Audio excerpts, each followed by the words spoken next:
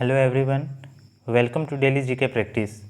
आज हम लोग इतिहास के प्राचीन भारत यानी एंशिएंट इंडिया से संबंधित टॉप 400 महत्वपूर्ण प्रश्नों के पार्ट 2 को डिस्कस करेंगे। इससे पहले हम लोगों ने इस सीरीज़ के पार्ट 1 को डिस्कस किया है। अगर ये वीडियो आपने अभी तक नहीं देखा है तो लिंक डिस्क्रिप्शन बॉक्स में है, आप जाके देख सकते हैं। अगर आपको वीडियो पसंद आए तो वीडियो को लाइक, शेयर और कमेंट करके हमें ज़रूर बताइएगा। और अगर आपने अभी तक इस चैनल को सब्सक्राइब नहीं किया है तो प्लीज़ सब्सक्राइब कर लीजिए। तो चलिए वीडियो शुरू करते हैं। क्वेश्चन नंबर 41, भारत में वर्ण व्यवस्था किस लिए बनाई गई थी? तो भारत में वर्ण व्यवस्था व्यावसायिक श्रम विभाजन के लिए बनाई गई थी। ठीक है, चलिए अगला क्वेश्चन। वैदिक लोगों द्वारा किस धातु का प्रयोग पहले किया गया था? तो वैदिक लोगों द्वारा सबसे पहले तांबा धातु का प्रयोग किया गया था। चलिए अगला क्वेश्चन। उत्तर वैदिक काल के वेद विरोधी और ब्राह्मण विरोधी धार्मिक अध्यापकों को किस नाम से जाना जाता था? तो उत्तर वैदिक काल में वेद विरोधी और ब्राह्मण विरोधी धार्मिक अध्यापकों को श्रमण के नाम से जाना जाता था। ठीक है, चलिए अगला क्वेश्चन। भारतीय संगीत का उद्गम किसमें खोजा जा सकता है? तो भारतीय संगीत का उद्गम सामवेद की संहिता में खोजा जा सकता है। ठीक है, चलिए अगला क्वेश्चन। इनमें से किस फसल का ज्ञान वैदिक काल के लोगों को नहीं था? तो तंबाकू फसल जो है इसका ज्ञान वैदिक काल के लोगों को नहीं था। ठीक है, चलिए अगला क्वेश्चन। प्रारंभिक आर्यों के बारे में निम्नलिखित कथनों में से कौन सा सही नहीं है? तो वे संस्कृत बोलने वाले थे, सही है। वे घुड़सवारी किया करते थे, जी हाँ बिल्कुल, वे घुड़सवारी किया करते थे। वे कई झुंडों में भारतवर्ष पहुँचे थे, बिल्कुल। वे मुख्यतः नगरों में निवास करते थे, जी नहीं, ये जो है ये गलत है। ठीक है, चलिए अगला क्वेश्चन।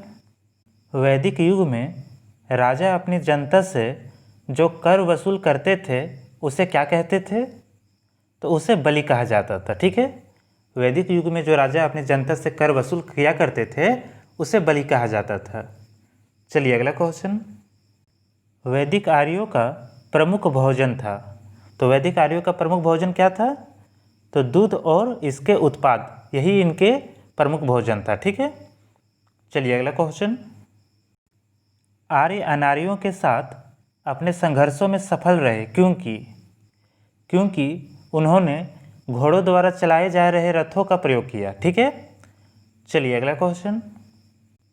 नगर कोझिकोड कहलाता था।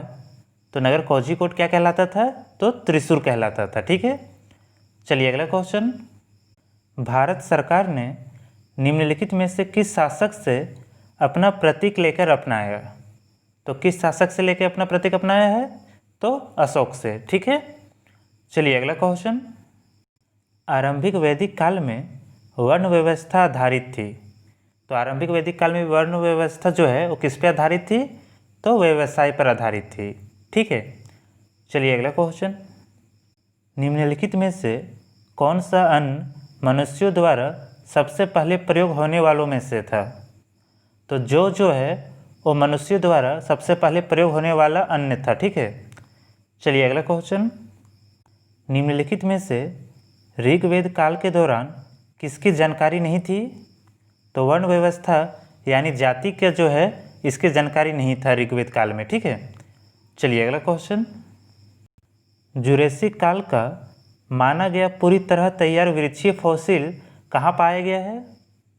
तो छत्तीसगढ़ में पाया गया है। ठीक है, चलिए अगला क्वेश्चन। यज्ञ सूत्र निम्न में से किस वेद में है? तो यज्ञ सूत्र यजुर्वेद में है। ठीक है, चलिए अगला क्वेश्चन। निम्नलिखित में से कौन सी जनजातीय सभा सामान्य रूप से जनजातीय सरदार के चुनाव में शामिल होती थी? तो समिति जो है और जनजातीय सरदार के चुनाव में शामिल होती थी। चलिए अगला क्वेश्चन। सिंधु घाटी सभ्यता की लिपि कौन सी है? तो सिंधु घाटी सभ्यता की लिपि जो है वो अभी तक पता नहीं चल पाया है। ठीक है, यानी सिंधु घाटी सभ्यता की जो लिपि है वो अज्ञात है। ठीक है, अभी तक पता नहीं है। चलिए अगला क्वेश्चन। पंचतंत्र की कथाओं का संकलन किसने किया है? तो विष्णु शर्मा ने पंचतंत्र की कथाओं का संकलन किया है। ये जो क्वेश्चन है ये बहुत इंपॉर्टेंट क्वेश्चन है, ठीक है, आप इसको ध्यान में रखिएगा। चलिए अगला क्वेश्चन, उपनिषद शब्द का शाब्दिक रूप से यह अर्थ होता है, क्या अर्थ होता है? तो पास बैठना होता है, ठीक है। चलिए अगला क्वेश्चन, सिंधु घाटी सभ्यता का गोदीबाड़ा लोथल यहाँ स्थित है, तो गोदीबाड़ा लोथल कहाँ स्थित है? तो गुजरात में स्थित है। चलिए अगला क्वेश्चन, आर्यन जनजातियों की प्राचीनतम बस्ती कहाँ है? तो आर्यन जनजातियों की प्राचीनतम बस्ती जो है वो सप्त सिंधु में है, ठीक है। ये जो क्वेश्चन है ये क्वेश्चन बहुत ही इंपॉर्टेंट है, आप इसको ध्यान में रखिएगा। चलिए अगला क्वेश्चन, सिंधु अर्थव्यवस्था की ताकत थी, तो सिंधु अर्थव्यवस्था की जो ताकत थी वो कृषि था, ठीक है। सिंधु सभ्यता में व्यापार भी बहुत ज़्यादा होता था, ठीक है, लेकिन जो सिंधु सभ्यता की जो अर्थव्यवस्था की जो ताकत थी वो किस पे निर्भर करता था? तो कृषि पे, ठीक है।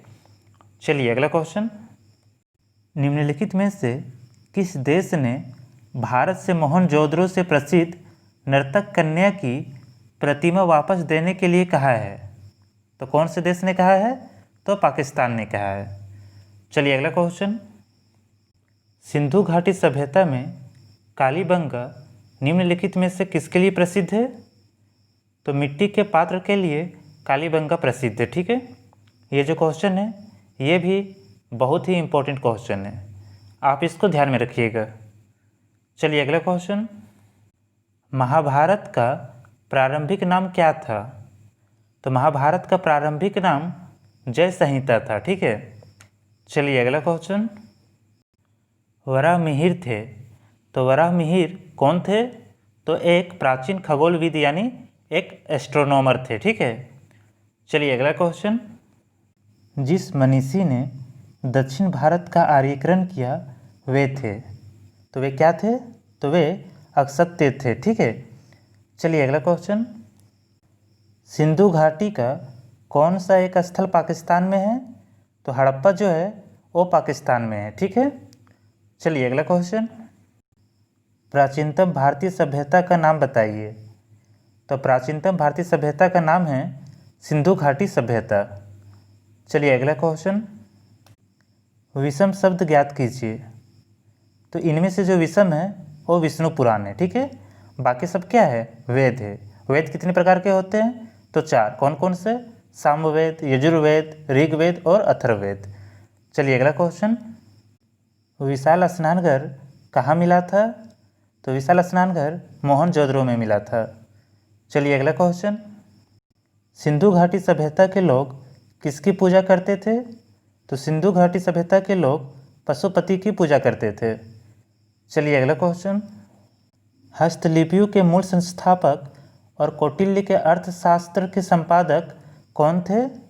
तो आर सामा शास्त्री थे, ठीक है।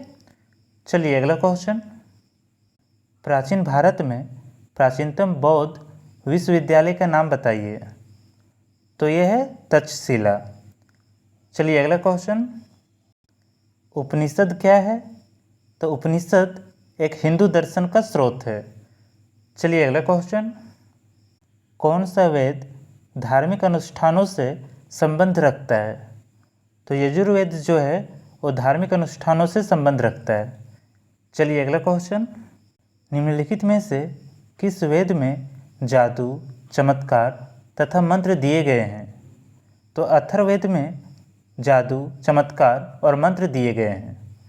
चलिए अगला क्वेश्चन, सिंधु घाटी सभ्यता में वृहत स्नानघर या विशाल स्नानघर निम्नलिखित में से किस नगर में पाया गया है? तो मोहनजोदड़ो में पाया गया है। ये जो क्वेश्चन है ये बहुत इंपॉर्टेंट क्वेश्चन है, आप इसको ध्यान में रखिएगा। चलिए अगला क्वेश्चन, सिंधु घाटी सभ्यता में धौलावीर निम्नलिखित में से किसके लिए प्रसिद्ध है? तो जल संरक्षण के लिए धौलावीर प्रसिद्ध है। तो दोस्तों आज के लिए बस इतना ही। अगर ये वीडियो आपको पसंद आए तो वीडियो को लाइक, शेयर और कमेंट करके हमें ज़रूर बताइएगा। और अगर आपने अभी तक इस चैनल को सब्सक्राइब नहीं किया है तो प्लीज़ इस चैनल को सब्सक्राइब कर लीजिए। मिलते हैं अगले वीडियो में इस सीरीज़ के पार्ट 3 के साथ। Thank you.